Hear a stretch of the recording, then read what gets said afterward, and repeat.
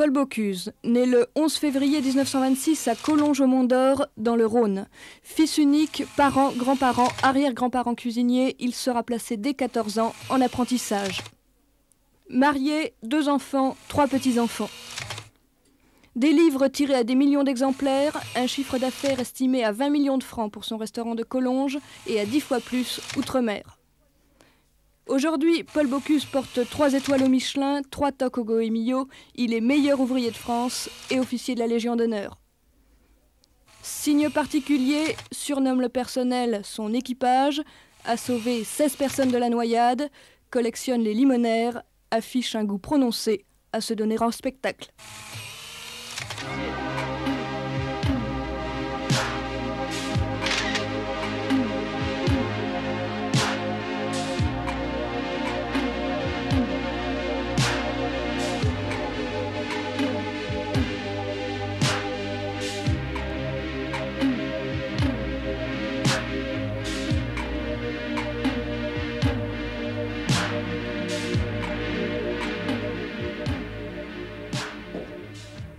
Et que la fête commence.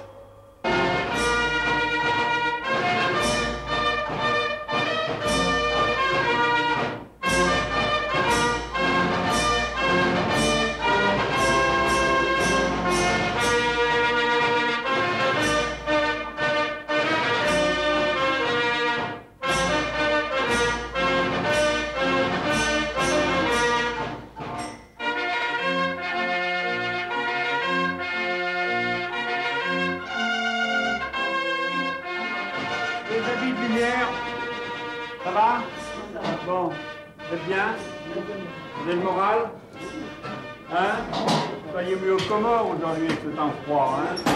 Ça va alors. Moi, je vais déjà mettre mon chapeau.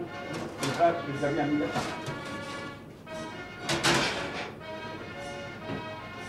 T'as pris la bonne belle, ma ligne, hein? Ah bon, ça va? Bon, vous avez bien fait les nettoyages ce matin? Beaucoup de clients. Tu as trouvé un tablier, pas déchiré, propre, avec de bonnes attaches. Bon.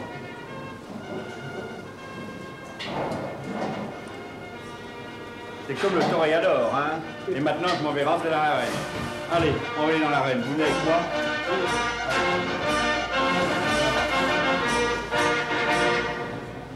César m'a fait une sculpture assez extraordinaire.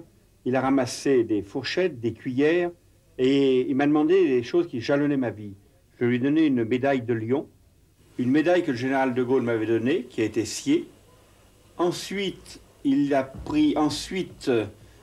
a une cafetière, un Mickey qui représente un peu nos affaires aux États-Unis, une médaille de tradition et qualité, une médaille du président Valéry Giscard d'Estaing, et là, il a mis ma médaille de meilleur ouvrier de France.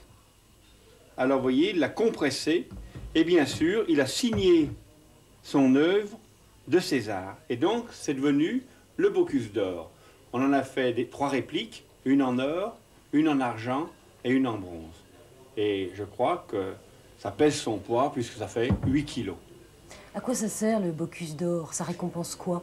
Eh bien, d'abord, ça sert déjà à faire connaître la ville de Lyon. Puisque là, on avait le salon des métiers de bouche. Et le salon des métiers de bouche, il fallait trouver une idée pour qu'on en parle. Donc, on a organisé un concours mondial où il y est venu 20 chefs de Hong Kong, de Malaisie, du Japon, du Canada, de l'Amérique, tout le marché commun, la Suisse. Et à chaque fois, c'était le meilleur chef du monde. Non, c'était un chef sélectionné par son pays, ou par un concours, ou sélectionné par son pays. L'Afrique du Sud aussi est venue. Et la finale, il restait 10 candidats, c'était une volaille de Bresse, aussi interprétée comme il le pensait, avec 4 garnitures. C'est un Français qui a gagné, c'est Jacques Fréon du Lutetia. Il était bien devant les autres, mais enfin, c'est la loi des concours. Mais ça nous a amené à Lyon 460 journalistes et 26 télévisions étrangères. Je crois que c'est un succès pour notre ville.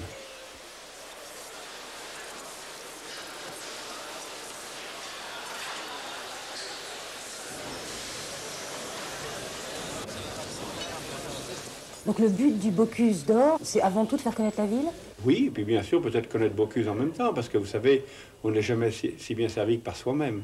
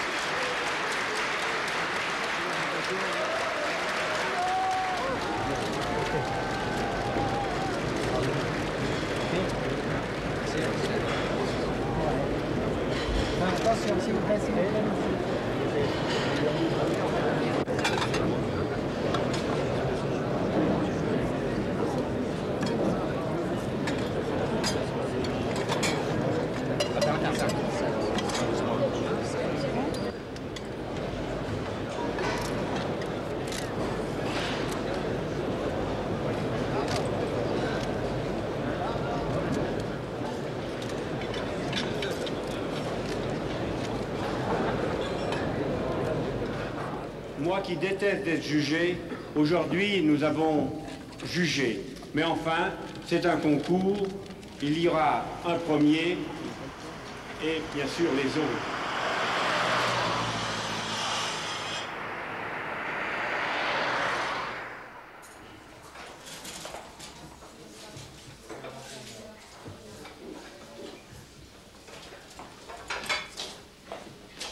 Est-ce que c'est vous le meilleur cuisinier du monde? Non, c'est pas moi, il y en a beaucoup d'autres.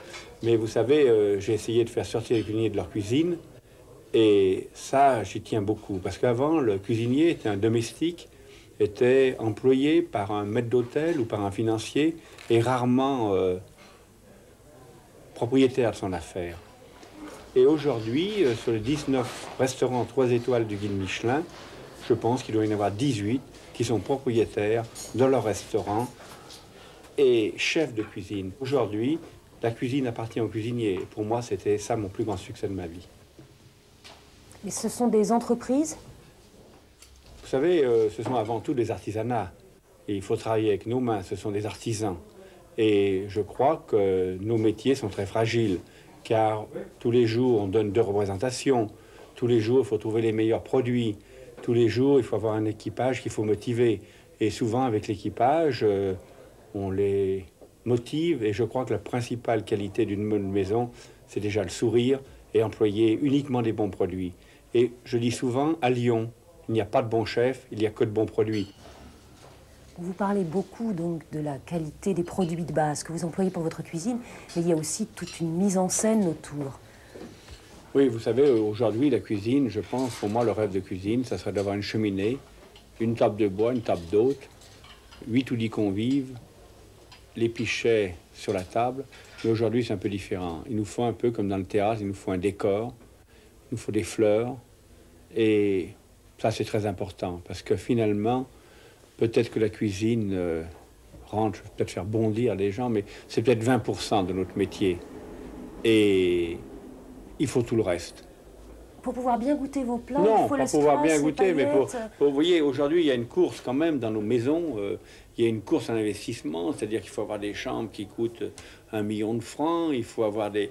C'est fou, la course à l'investissement qu'il y a. Et c'est ce que je regrette un peu, c'est-à-dire qu'on va trop loin.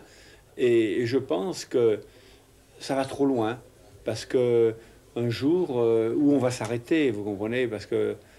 Et c'est ça que je déplore un petit peu, cette course à l'investissement. C'est-à-dire qu'aujourd'hui, il faut des piscines pour les hôtels, il faut des grandes chambres, il faut des cours de tennis, un jour il faudra des cours de golf.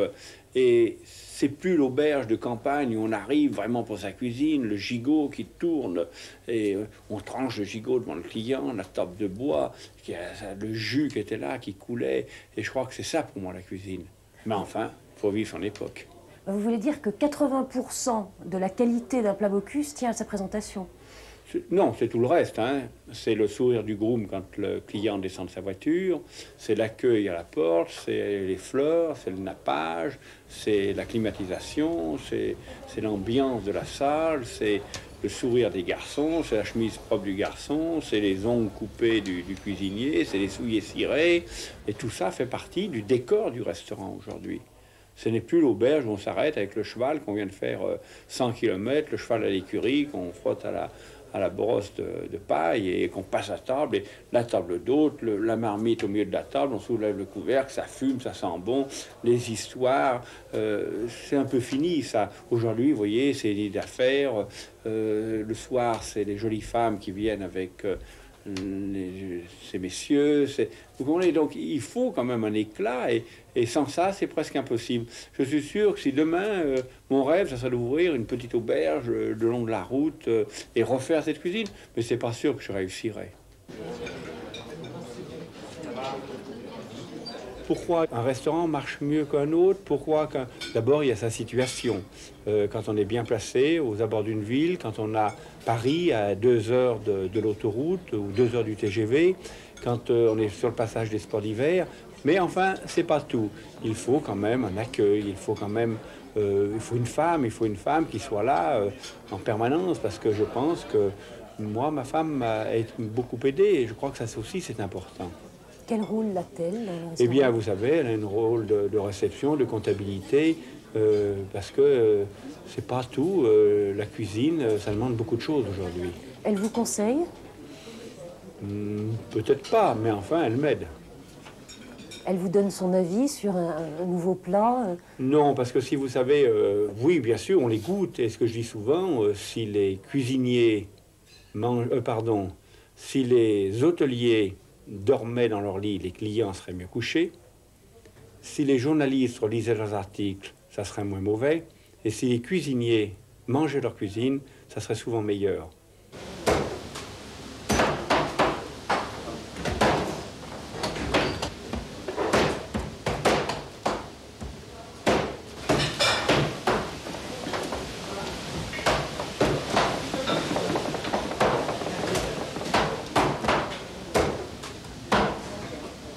Moi, je suis né dans cette maison.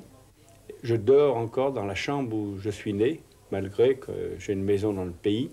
Mais je suis très attaché à ma commune, puisque ma commune, ma famille était là avant moi, mes arrière-grands-pères, tout le monde était là depuis très longtemps. Et moi, cette commune m'a beaucoup amené. Je vis à côté de la rivière, c'est-à-dire la rivière est très importante. Et donc, j'ai commencé à quitter l'école très bonne heure, puisque finalement, j'ai quitté l'école à 40 quand nos voisins sont venus nous rendre visite. Et donc, l'école est fermée. Vous aviez quel âge? Vous aviez 14 ans? Eh bien, non, 40, oui, 14 ans. Et donc, ça m'a bien arrangé, parce que finalement, il n'y a pas eu de certificat d'études, et je m'en suis bien porté. Après, mon père a été mobilisé, et je suis resté avec ma mère. Donc déjà, ma mère était ici, on avait déjà cette affaire-là. On travaillait avec l'été, avec les pêcheurs. Donc on travaillait 3 mois l'été, on faisait des fritures, saucissons chauds, omelettes, c'était très agréable. Ma mère a pris le fourneau. Et moi, j'ai commencé à braconner, aller à la chasse, à la pêche. Et à ce moment-là, mon père est revenu, il m'a dit « Paul, ça suffit ». Et il m'a mis au travail. Donc j'étais en apprentissage dans une petite maison à Lyon qui s'appelait le restaurant de la Soierie. Et à l'époque, on appelait ça le restaurant de marché noir. Donc en fait, vous n'avez pas eu le choix. Vous avez été cuisinier presque malgré vous dès le début. Non, mais j'aimais ça. Parce que si vous voulez, même ici, déjà, j'aimais bien voir ce qui se tourne autour du fourneau. Je me rappelle que, je ne peux pas dire à quel âge, mais mon père m'avait appris à faire un rognon sauté en me disant, écoute, Paul, un rognon, ça se fait sauter à la poêle, ça ne doit pas bouillir. Et donc, je savais comment le déglacer avec une petite goutte de madère, une petite goutte de crème, une petite pointe d'échalote, salé sur table, poivre. Donc, si vous voulez, j'aimais ça. Et puis, finalement, vous savez, à notre époque, il fallait travailler parce que d'abord, c'était difficile, les temps étaient difficiles, on n'avait pas beaucoup d'argent, on peut dire pas du tout. Et donc j'étais en apprentissage, et là c'était un restaurant formidable, puisqu'on appelait ça un restaurant de marché noir. Il fallait apprendre à tuer le cochon, à tuer le veau, à faire les boudins, à faire les terrines, à faire les pâtés. Donc c'est ce qu'on appelait le restaurant de marché noir. Et j'avais un patron qui était très débrouillard, qui d'ailleurs a fini à Fort-Barreau. Fort-Barreau, c'était là, soit du temps qu'on mettait des trafiquants pendant la guerre, mais pour moi je lui dois beaucoup, parce que sans lui, j'aurais pas pu apprendre mon métier. Après, j'ai été dans un autre... non, après ça, je devais partir en Allemagne, comme par hasard. J'avais été, comme par hasard, sur les listes pour partir en Allemagne. Alors, mon père, qui n'était pas du tout d'accord, m'a mis dans une ferme dans l'Ain. Et après, je me suis parti, je me suis engagé à la première DFL, au BM24, a fait une partie de la campagne d'Italie, la campagne de France. Et là, j'ai été déblessé en Alsace. Et donc, j'ai arrêté. Et j'étais juste d'aplomb pour faire le défilé du 18 juin à Paris avec le Bête de Tunis, De Gaulle qui était dans les tribunes, le défilé du 14 juillet. Après, j'ai démobilisé. Alors là, ça a commencé à devenir sérieux. Parce que vous savez, quand on démobilise des jeunes comme ça, et je crois que ça peut être la même chose après la guerre d'Algérie ou après la guerre d'Indochine, on est un peu lâché à soi-même. Donc, on peut très bien devenir tout autre. C'est vraiment un virage difficile. Est-ce qu'on devient truand? Est-ce qu'on devient un homme honnête? C'est un choix très difficile parce que vous savez, quand on a l'habitude d'avoir, je me souviens, moi, qu'à Paris, là, entre le 18 et le 14 juillet, on vendait les jerrycans 1000 francs, donc on signait les jerrycans d'essence, donc on avait beaucoup d'argent. Et quand on se retrouve du jour au lendemain, démobilisé avec son pactage, c'est des fois très difficile de reprendre la vie civile. Mais enfin, j'avais un père qui était ferme, il me remet au boulot. Et la mère Brasier, au col de la Luère, cherchait un cuisinier. Et à cette époque-là, bien sûr, il n'y avait pas de voiture. Le col de la Luère est à peu près à 30 km de Lyon. J'étais monté en vélo me présenter. Et quand elle me voit arriver en vélo, je ne sais même pas qui c'était Bocuse à cette époque. Il y avait pas de... Elle me dit, petit, si tu es monté en vélo, c'est preuve que tu es courageux. Et là, elle m'a embauché tout de suite. Et là, c'était pareil. C'était un apprentissage assez fou, puisque la bonne raison, là aussi, il fallait traire les vaches, il fallait laver le linge. Donc, c'était quelque chose d'assez fou comme apprentissage. Enfin, c'est plus un apprentissage, puisque j'étais déjà démobilisé. Ensuite, j'étais chez Point à Vienne, et je crois que c'est à lui qu'on doit...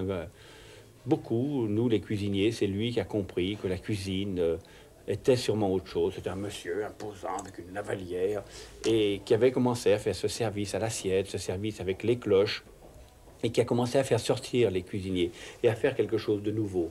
Donc là, je suis resté très longtemps et entre-temps, je suis monté à Paris, j'ai travaillé chez Lucas Carton. J'ai connu mes amis Troisgros, d'abord Jean Troisgros, qui était un ami fantastique pour moi, mais qui malheureusement est décédé il y a 2 ans. Ensuite, je suis revenu chez Point, et là, j'ai ramené Jean Troisgros, j'ai ramené Pierre Troisgros. Et là, donc, vous savez, on a appris beaucoup. Et ensuite, je suis revenu ici. Les temps étaient difficiles, puisque le pont était reconstruit, je crois, simplement en 1954. Nos voisins, en partant, l'avaient un peu cassé. Tiens, j'ai une histoire à vous raconter qui est assez... L'autre jour, j'avais un couple d'Allemands qui était là, un monsieur à peu près de 70 ans, et j'ai une photo qui représente le pont explosé pendant la guerre. Et le monsieur m'appelle, vous avez dit, monsieur Bocuse? Je dis oui, monsieur Bocuse. Il me dit, je voudrais vous dire quelque chose. Je dis, qu'est-ce qu'il a encore celui-là? Est-ce qu'il a trouvé pas assez chaud? Est-ce qu'il a trouvé trop cuit, pas assez cuit, le vin pas assez frais? Et sa femme me disait, tais-toi dedans, dans un mauvais allemand, un mauvais français, tais-toi dedans. Puis il dit, ah si, il faut que je vous dise. Et le gars, il dit, monsieur, vous voyez...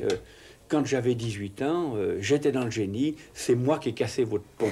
Et il me dit, qu'est-ce que j'aurais beaucoup de plaisir à voir cette photo. Alors donc, je lui ai donné la photo, et en partant, je lui ai dit, vous savez, vous pouvez revenir, on l'a reconstruit. Hein. Ensuite, en 1961, j'ai été meilleur ouvrier de France. C'est un concours qui a lieu tous les 4 ans. Et ça, si vous voulez, ça m'a donné un essor. Et en même temps, j'ai pris une étoile au guide Michelin. Donc, cette étoile au guide Michelin, c'était fabuleux parce que j'avais encore des nappes en papier, des couverts en inoxydable, et les toilettes étaient encore dans la cour. C'est-à-dire que, vous voyez, c'est encore l'auberge de campagne. En 62, 2e étoile. Alors, je dis, à ce moment-là, il faut quand même un petit... Alors, j'ai commencé à acheter un petit peu d'argenterie, à mettre des nappes, à faire des travaux. Enfin, vous savez, c'était pas comme maintenant. On utilisait mal les crédits, on était toujours un peu en pétard avec son banquier parce qu'on était à découvert.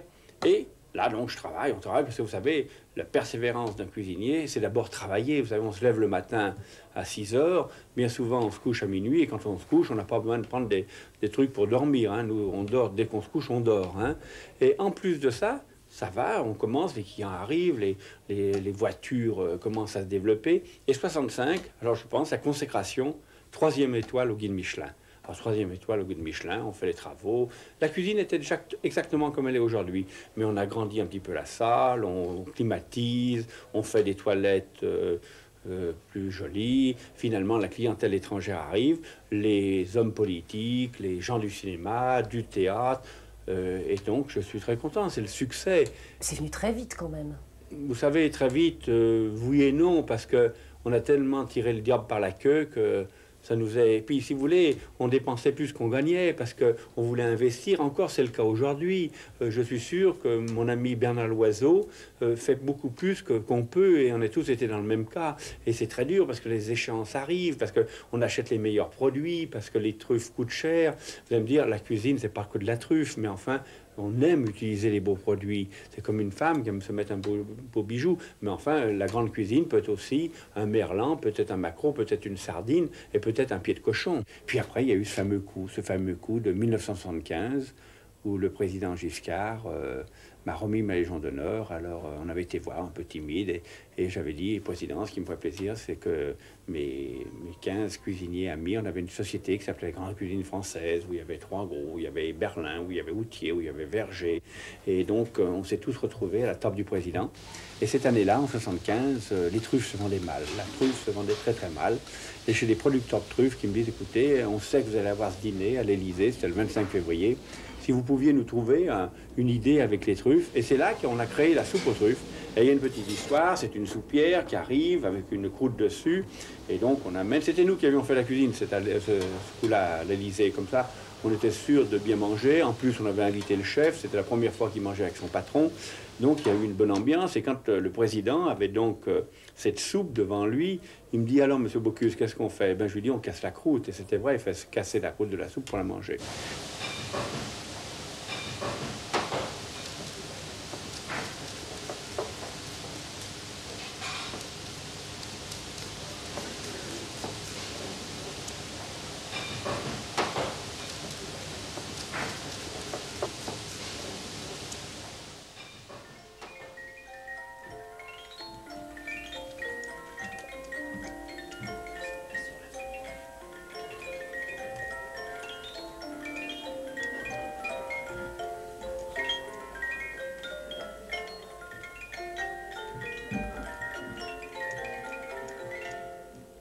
Qui peut s'offrir un repas chez Bocuse? Oh, ben, beaucoup de monde.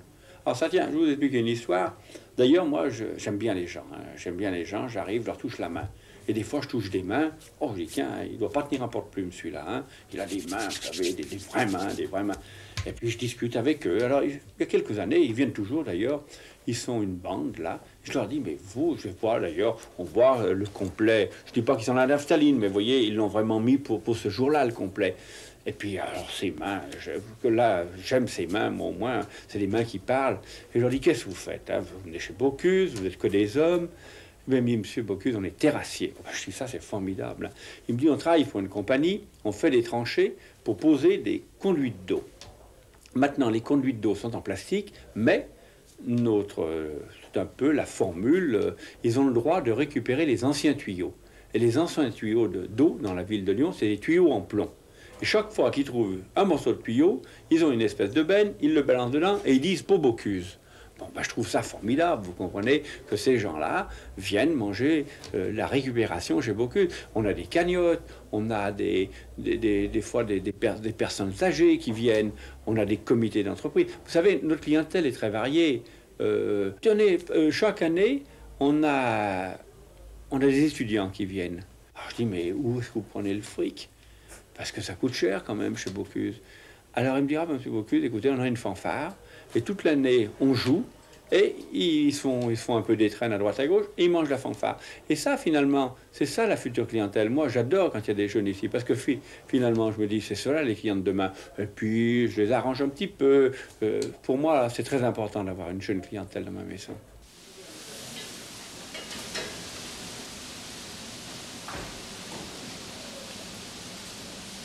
Pourquoi est-ce qu'on vient chez vous? On vient ici pour un dîner d'amoureux, pour une première rencontre. On vient ici pour un dîner d'affaires. On vient ici pour un repas de famille. On vient ici parce qu'on est sur la route et que c'est le passage. En ce moment, il y a beaucoup de ski sur la voiture. Donc, c'est preuve que les gens vont au ski, reviennent du ski. On vient ici pour traiter des fois un marché. Alstom arrive avec des étrangers pour traiter le TGV. Si vous voulez, l'aérospatiale arrive avec les hélicoptères qui se posent devant la maison pour traiter un marché d'hélicoptères. Quand on est à Paris, on emmène les gens au Lido. Quand on est à Lyon, on les emmène chez Bocuse. Donc, et ailleurs, parce qu'il n'y a pas que nous. Qu'est-ce qui fait la force de notre région? C'est que nous sommes 7 restaurants 3 étoiles à moins de 100 km les uns des autres. Allez, les escargots, là. C'est haut que grille, là. On a baissé, là, la grille, là. On a monté. 3 aiguillettes et 3 carrés. Oui. Envoie un saumon, là. Il manque un saumon, là. Allez, bien chaud. Alors, il y a un turbo, on peut donner quoi ça part un turbo. Les foie gras. Allez, dépêche-toi, prends ton saladier, prends le celui-là, prends son saladier, il n'a pas à venir 25 fois. Le saladier d'une main, celui-là, là, allez. Qu'est-ce qui part, là, maintenant, là? Allez.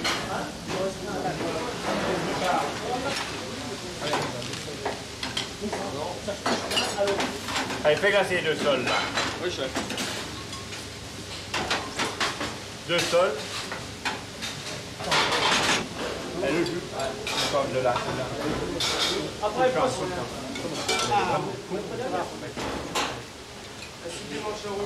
Allez, Rocher.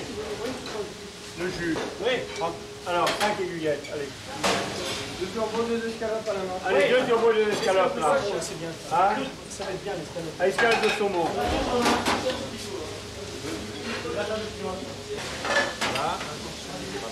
Allez, prends ça, on peut y aller.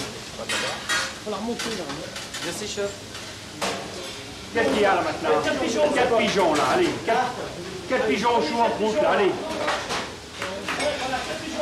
4 pigeons. 2, la sauce. Voilà, la sauce. 2. Là, la sauce. C'est un lièvre. Mesdames, c'est pas. Mesdames,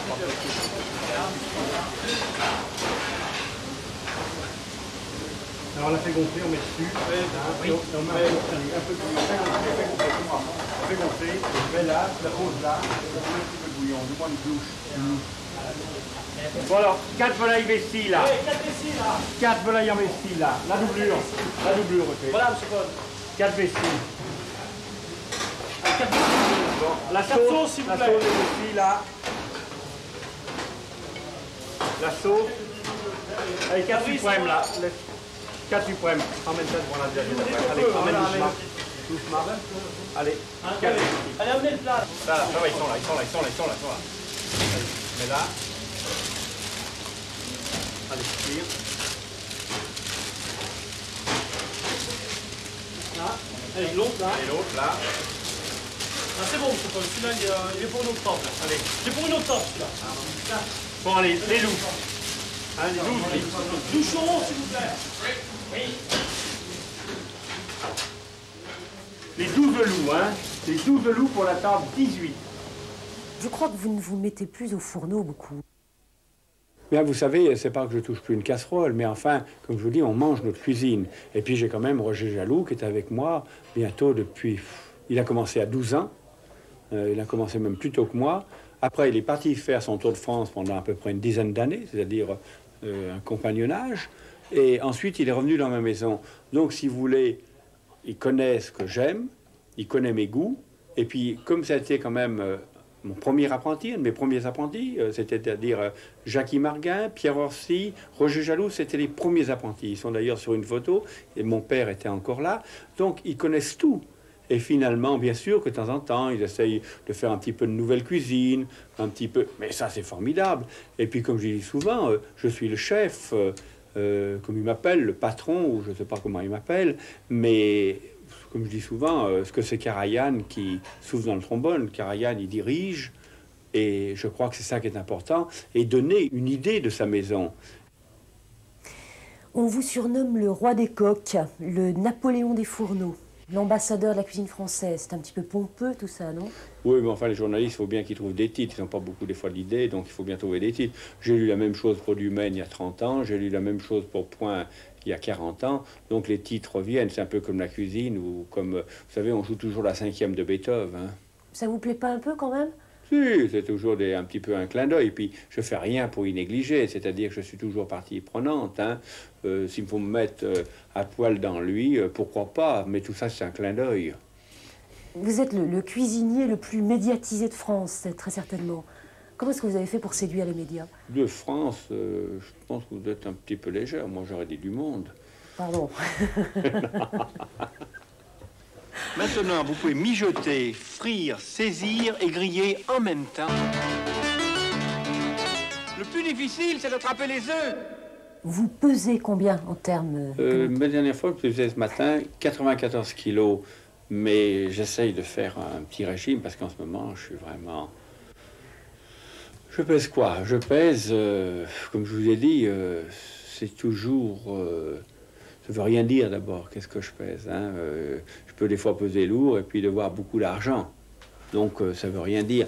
Mais j'essaye de faire tourner mon affaire, d'avoir une maison de vin qui marche bien avec mon ami Georges Duboff parce que nous exportons. J'ai des contrats avec le Savour Club, j'ai des contrats avec la maison Pommery, j'ai des contrats avec la maison Rolex, j'ai des contrats avec des Japonais comme Daimaru, j'ai des contrats avec des cuisinières comme Rosière. Donc bien sûr, j'ai beaucoup de choses, mais aussi qu'est-ce que je paye comme impôt? J'ai vu finalement qu'on va en payer moins. Mais à la fin de l'année, même si je gagne, c'est pour ça que même si je gagne de l'argent, je n'en ai encore pas. En plus, j'ai mes familles, j'ai tout ça, donc moi, il me faut un peu plus d'argent que les autres. Combien de personnes sous vos ordres? En tout dans le monde, pas, peut-être 1000. On exporte des vins au Japon, on exporte du thé, on exporte de la confiture, on fait de l'épicerie fine, donc il rentre beaucoup de devises. Et je crois que c'est ça qui est intéressant, faire rentrer des devises pour notre pays. Il faut que la balance commerciale soit très haute, autrement, mon ami ministre Michel Noir, il va dire alors, Bocuse, qu'est-ce que tu fais? Ça vous amuse pas un peu quand même, ce pouvoir?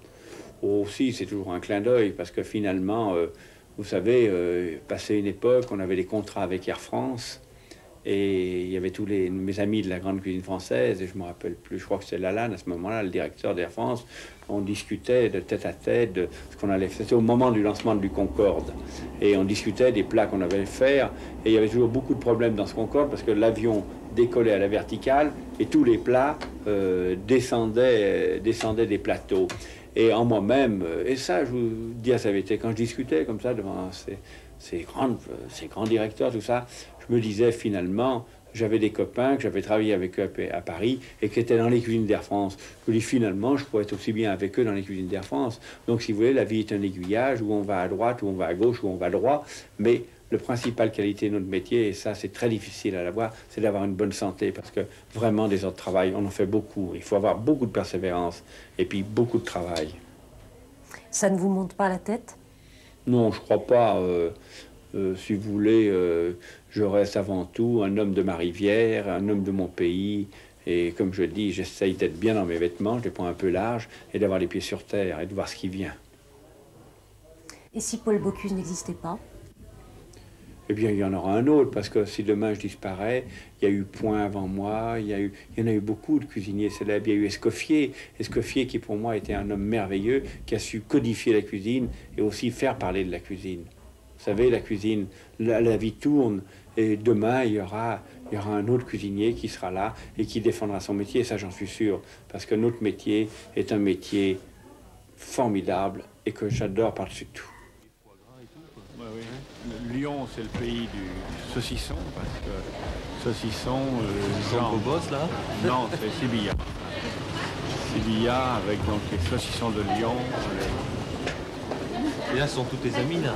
Oui, et puis là, les fameuses volailles de Bresse. Donc, bonjour.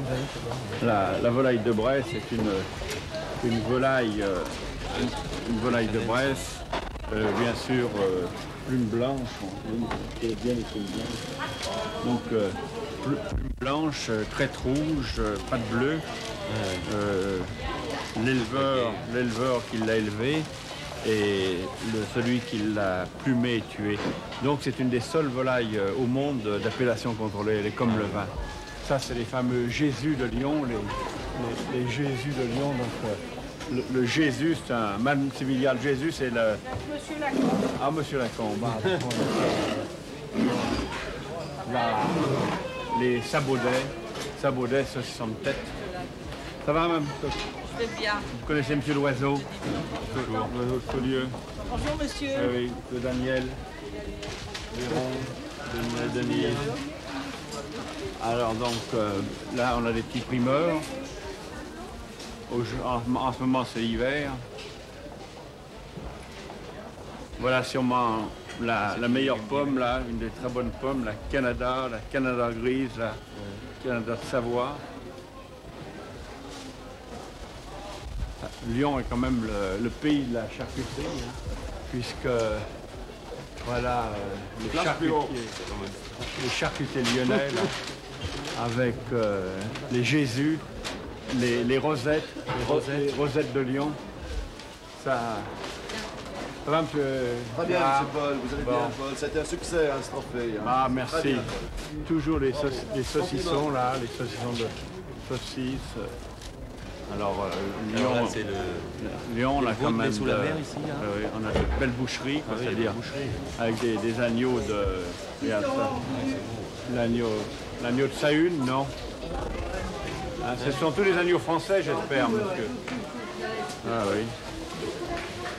Le beau baron d'agneau, du veau qui est très beau, le bœuf. Bonjour. Pot-au-feu du chef, vous avez vu aussi? Pot-au-feu du chef. Préparé par Oui, ça c'est belle viande. Et les poissons. Et puis là, donc les poissons. Donc on a de beaux saumons aussi. Les pageaux, M. Pupier, des loups. Il n'arrive même plus, sur ces machins, il n'arrive même plus à avoir assez de chiffres tellement que ça augmente. Vous vous rendez compte? 155 francs le loup. Pas cher. Hein. La raie, les sols. Et l'avantage d'un poisson comme ça, vous voyez, regardez, ils sortent de l'eau, quoi. Ils sont durs, ils sont magnifiques. Ça ne connaissez pas. Regarde ça, c'est du béton. Ah, ouais. Les loups. Les sards. Les loups, les sards. La varée. Super qualité. On arrive, les sols, c'est-à-dire ça brille. Qualité magnifique. Hein. Ah, ouais. C'est pour ça que je dis à Lyon, il n'y a pas de bon chef, il n'y a que de bons produits. Avec de bons produits, c'est facile de faire de la cuisine. Oui, omble chevalier. L'omble chevalier. Ils mettent les assassins. Donc un poisson qui est presque spécial dans notre région. C'est du lac d'Annecy ou du lac Léman. C'est un poisson qui voyage très très mal et c'est un poisson délicieux. On voit encore les mailles du filet. La truite saumonée aussi du lac de Genève et d'Annecy. Ça vient avec. Super frais là. Dorade royale. Dorade royale, langoustine, poisson à la mode. Là, on arrive chez Madame Richard, donc Madame Richard avec ses Saint-Marcelin. Va dire bonjour à Madame Richard. Bonjour. Vous l'avez vu, monsieur? Je ne l'avais pas vu. Bonjour, monsieur Paul. Richard, hein, Monsieur Loiseau. Bonjour. Voilà les fameux Saint-Marcelin. Les Saint-Marcelin. Avec ceci. Hein, Daniel, le Saint-Marcelin, donc c'est le fromage préféré des Lyonnais. Vous voyez, c'est un fromage très fait. Et ça, avec un verre de Beaujolais, c'est quand même pas mal. 83 francs. Vous connaissiez hein, le Saint-Marcelin, voilà. L'oiseau. Vous avez les poisses chez vous. Hein. On a les poisses. Est-ce que vous avez des époisses, madame Oui, monsieur. Est-ce que c'est des époisses? Il me demande ce que c'est comme époisses. C'est. Oh, monsieur. Mais non. Les meilleures époisses du monde. Je peux voir où elles sont les poisses. Il va pas en venir, le mec. Explique-nous un peu ce que c'est que les poisses. Là. Voilà, des poisses affinées, c'est merveilleux. Hein. Est-ce que tu as des comme ça, toi? Ils sont bien d'appoint. Hein. Ah oui, fantastique. C'est vrai? Ah bah regarde, Non, mais. Vous avez comme ça? extraordinaire. Monsieur Mais Bocuse, nous, on les- quand même. il faut qu'on les affine nous-mêmes pour les obtenir ah comme bah, ça. évidemment. Si on les achète, on les a pas comme ça. Tenez, mademoiselle José, vous en avez pas des Elles sentent quand même un peu l'éther, non? Sans voir. Le terre. Ça, Oh, excusez-moi. Oh, bah, monsieur Bocuse, quand j'aurais même. voulu lui mettre... Non, non, elles sentent très très bon. Les poireaux sont magnifiques. Hein. Paggy, allez. Paggy. Les poireaux sont quand même assez exceptionnels. Hein. Les poireaux, cette semaine, ils valaient plus cher que les haricots verts. Mais parce que les paysans n'ont pas pu les arracher. Hein. Nous, on a fait une précaution.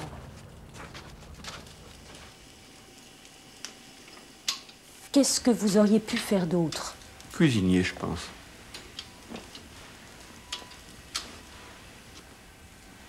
Parce que, vous savez, mon père était cuisinier, mon grand-père était cuisinier, et puis ce métier m'a tout amené. Ça serait quand même fou de dire que j'aurais voulu faire autre chose. Vous vous rendez compte, ça serait quand même pas y penser. Si j'avais fait autre chose, je repense que j'aurais été ou un bon garde-chasse, ou un très bon braconnier, et peut-être les deux en même temps. Si je suis dans un bois, je sais écouter les oiseaux, je sais reconnaître les champignons. Si je suis au bord de la Saône, je passe un bon moment parce que finalement, c'est toute mon enfance. Mon père m'a appris tous les chants des oiseaux et à reconnaître la nature. Pour moi, la nature, c'est mon plus grand passe-temps.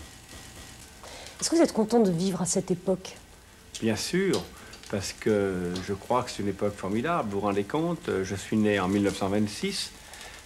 J'ai connu dans mon village encore le boucher, le charcutier, celui qui ramasse, comme on dit à Lyon, les écovilles, c'est les poubelles.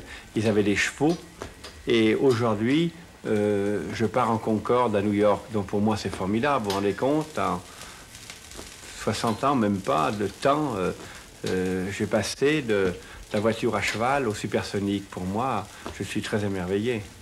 Et aujourd'hui, Paris est devenu la banlieue de Lyon, c'est formidable. Et je dis la banlieue de Lyon parce que finalement, à Paris, on a toujours un cousin. Et c'est pas sûr que les Parisiens ont un cousin à Lyon. Et la vie d'aujourd'hui, l'actualité, vous avez le temps de vous y intéresser? Oui, mais vous savez, l'actualité, ça va très vite. Il se passe beaucoup de choses dans le monde. Bien sûr, je m'informe, mais c'est toujours difficile de faire un jugement. On a un jugement personnel, il est pour soi, et je crois que ce que je voudrais aujourd'hui, c'est peut-être un monde plus calme. On va trop vite. Je pense qu'on passe à côté de beaucoup de choses. Est-ce qu'il y a un domaine dans l'actualité d'aujourd'hui qui vous intéresse plus particulièrement? Politique, les problèmes sociaux? Vous savez, pour nous, je dis, la cuisine ne fait pas de politique. Hein. La cuisine, à titre personnel, oui, si vous voulez, j'admirais énormément le général de Gaulle, pour la bonne raison que je pense que de Gaulle, pour moi, était un homme hors du commun. En plus, j'étais engagé volontaire pendant la durée de la guerre, et si vous voulez, c'est peut-être... on lui doit quelque chose, je pense. Et j'ai aimé tout ce que de Gaulle a fait. Et vous qui voyagez beaucoup, alors est-ce que vous êtes sensible aux problèmes de politique étrangère? Vous savez, nous, on a nos restaurants qui sont aux États-Unis, à Epcot Center, à Walt Disney, dans Orlando. Et là, bien sûr que je m'intéresse si le dollar monte ou si le dollar baisse, parce que finalement aussi, j'exporte des vins. On exporte des vins dans le monde entier, on exporte des vins aux États-Unis. Et quand le dollar est à 6 francs, c'est beaucoup plus difficile de vendre. Mais par contre, on a beaucoup de chance. Le Japon marche bien, le yen est haut, et le commerce avec le Japon marche très très très fort. Je suis très nationaliste. J'aime avoir un col bleu blanc rouge parce que j'ai été meilleur ouvrier de France. J'aime avoir un drapeau bleu blanc rouge au-dessus de ma maison. Avant tout, je suis très français. Comment est-ce que vous vous situez dans l'actualité? Vous savez, comme un manuel, hein. Je fais mon travail tous les jours. J'essaye que Lyon soit une ville qu'on connaisse parce que bien souvent, il n'y a rien qui m'énerve autant quand je suis par exemple à Denver ou à Dallas et je dis j'habite Lyon. La première chose qu'on me dit, mais Lyon c'est où? Alors j'explique et finalement je suis toujours obligé de dire que Lyon est une ville près de Genève et ça m'énerve beaucoup. C'est pour ça que j'aime à Lyon qu'il y ait des événements, qu'il se passe quelque chose. Et dernièrement, Herald Tribune avait titré Lyon, une ville près de Bocuse. Bon, ben pourquoi pas, mais ça énerve quand même un petit peu nos amis de la Derly. Et je pense qu'il faut que Lyon devienne une grande ville avec des grands hôtels de luxe et surtout notre fameuse école d'Écully, cette école supérieure de cuisine.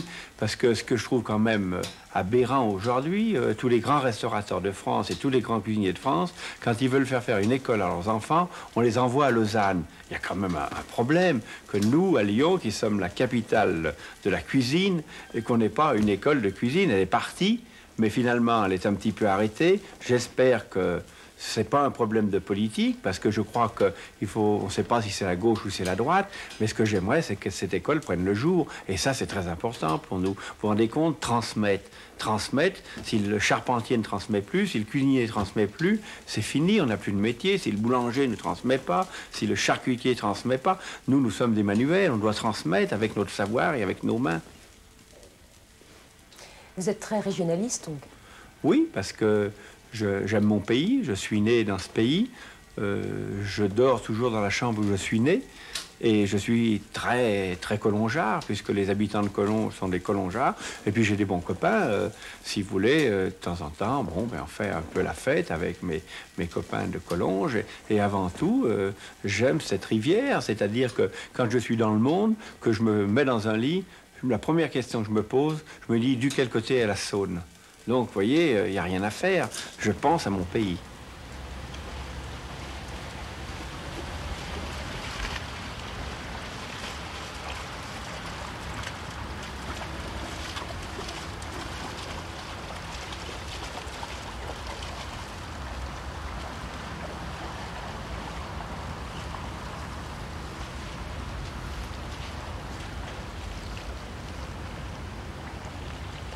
Hop, va chercher, allez. Apporte. Apporte. Apporte, mon grand. Apporte. Apporte. Qu'est-ce qui vous rend heureux? Moi, ce qui me rend heureux, c'est de voir les gens heureux. C'est-à-dire rencontrer des gens, parler dans la rue. Pour moi, le dialogue est important. Et jamais je me force pour parler aux gens. De voir des gens dans un bistrot, aller vers eux, ça peut être les gens qui ramassent les poubelles, ça peut être des clients importants dans mon restaurant, mais j'aime voir les gens heureux. Et c'est ça la vie finalement. Il faut quand même regarder les autres et bien souvent ne pas passer à côté. Un mot, une parole peut des fois faire beaucoup de choses. Et y a-t-il des choses qui vous rendent furieux? Furieux, peut-être, oui. Peut-être la mauvaise cuisine. Mais enfin, oui, je suis impulsif. J'aime l'ordre, la discipline. Et je ne peux pas tolérer quelqu'un qui n'a pas d'ordre, quelqu'un qui ne fait pas le travail bien fait. J'ai l'amour du travail bien fait. Parce que c'est pas plus difficile de faire un bon travail que de mal le faire. Il faut autant de temps. Et je dis souvent dans ma maison, peut-être qu'un bon cuisinier, c'est celui qui va dans la cour, qui voit un papier ou un mégot, qui le ramasse et qui le met dans la poubelle. C'est peut-être celui-ci qui sera un grand chef.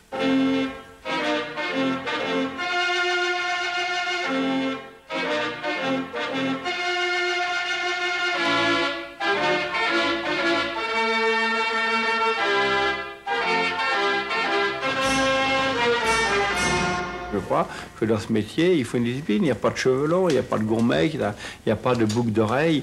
C'est comme ça. Et il y en a qu'un qui a une moustache parce qu'il l'a toujours eu. Mais autrement, tous ceux que j'engage, il n'y a pas de moustache, il n'y a pas de barbe. Je veux que ça soit comme ça. Et c'est important. Pourquoi? Parce que je crois que c'est une discipline. Et vous savez, on est au service des clients, on se doit aux clients. Bon, si on a choisi ce métier, je crois qu'il faut le respecter, le faire correctement. J'estime qu'un chef doit avoir une toque, doit avoir des... Vous savez, aujourd'hui, je suis un peu révolté. Tiens, vous me demandiez ce qui me faisait fuir et un peu révolté. C'est de voir des chefs en blue jean et avec des baskets et sans toque. Alors ça me révolte un petit peu, parce que je pense qu'on doit être fier de son métier. Et quand je vois certains cuisiniers qui arrivent en souliers de jogging et en blue jean, je dis non, pour moi, ça, c'est pas la tenue d'un cuisinier, c'est la tenue d'un mécano. Et je respecte les mécanos. Bon. Qu'est-ce qui vous attire chez les gens, chez les autres? Ce qui m'attire chez les gens, bon, c'est déjà le sourire. Si quelqu'un a le sourire, c'est déjà quand même plus facile de l'aborder. Et aujourd'hui, bien souvent, quand on rentre dans un magasin, qu'on rentre quelque part, c'est un peu l'histoire de Fernand Reynaud, excusez-moi de venir vous déranger. C'est important l'accueil. Et vous voyez, par exemple, je prends toujours l'exemple sur nos amis américains, chez Walt Disney, 24 000 employés. La qualité, avant de savoir s'il est grand, s'il est noir, s'il est brun, s'il est petit, c'est de savoir s'il a le sourire. Et je crois que ça, c'est vrai. Sourire, finalement, comme je dis à tous mes membres d'équipage, souriez, ça fait plaisir et ça coûte vraiment pas cher. Vos amis, en quelle qualité? Mes amis, je n'en ai pas beaucoup, parce que, comme je vous dis, mais je pense qu'il faut qu'ils soient fidèles. Et ça, c'est important pour moi. Fidèles en amitié. Et les amis, on les voit surtout quand on a besoin de quelque chose. Quand on a besoin de rien, on a énormément d'amis. Enfin, qu'est-ce que vous leur demandez à vos amis? Rien, pour le moment. Mais peut-être qu'un jour, j'aurai besoin d'une gamelle de sous, et c'est peut-être là que je reconnaîtrai les bons amis. On dit que vous êtes généreux. Peut-être, oui. Vous savez, on ne peut pas prendre des deux mains, il faut toujours relâcher d'une, si on veut que ça marche. Je n'ai jamais vu prendre des deux sans rien redonner. Donc, il faut savoir relâcher. On dit que vous êtes très attentionné. Attentionné avec les femmes? Avec votre entourage. Oui, sûrement, parce que j'aime savoir. Vous savez, à la maison, on a des Comoriens, des Noirs, on a des gens qui sont immigrés, comme des Portugais qui sont là. Bon, ben, j'aime savoir leurs enfants, leurs femmes, comment ça va. Et peut-être, c'est peut-être ça, vous voyez, c'est une grande famille. Oh, je ne suis pas tous les jours dessus, mais j'aime bien savoir où ça en est, ce que font leurs enfants. Ça, c'est important. Vous avez beaucoup de petites attentions pour les autres. Je ne sais pas, si on vous l'a dit, c'est peut-être vrai. Vous êtes soupe au lait. Oui, sûrement. Sûrement, parce que... Toujours parce qu'il y a quelque chose qui n'a pas été fait correctement. Vaniteux. Oui, pourquoi pas. C'est d'abord, je ne sais pas bien ce que ça veut dire, vaniteux. Un peu imbu de votre personne. Oh, vous savez, de temps en temps, il faut savoir... ça dépend avec qui. Et puis, de temps en temps, on joue. La vie est un théâtre et il faut savoir jouer. Timide? Sûrement, très timide. C'est pour ça que je suis provoquant. Drôle. Je sais pas, c'est les autres qui peuvent le dire, pas toujours. Presque truculent. Oui, je peux aller très loin. Ça, il ne faut pas me provoquer, ça peut des fois déborder. Un peu de pervers? Sûrement, beaucoup. On dit que vous êtes rusé. Je sais pas, c'est les autres qui peuvent le dire. Rusé comme un paysan? Sûrement, parce que j'ai été élevé au bord de la rivière et cette rivière nous a nourris pendant toute la guerre. Je sais piéger, je sais pêcher et finalement, on a bien vécu pendant la guerre grâce à la rivière. Et c'est pour ça que tous les matins, je la regarde et même des fois le soir quand je me couche. Mégalo? Sûrement, bien sûr. Vrai? Oui, bien sûr. Patriote? Sûrement. Pourquoi? Parce que j'aime mon pays et j'ai pas honte d'être français. C'est un rêve qu'on vit. Vous vous rendez compte? J'ai quitté l'école de voleur, j'ai commencé avec rien. Et aujourd'hui, c'est un rêve. Et finalement, je me dis, sous le matin, est-ce que tu es bien réveillé?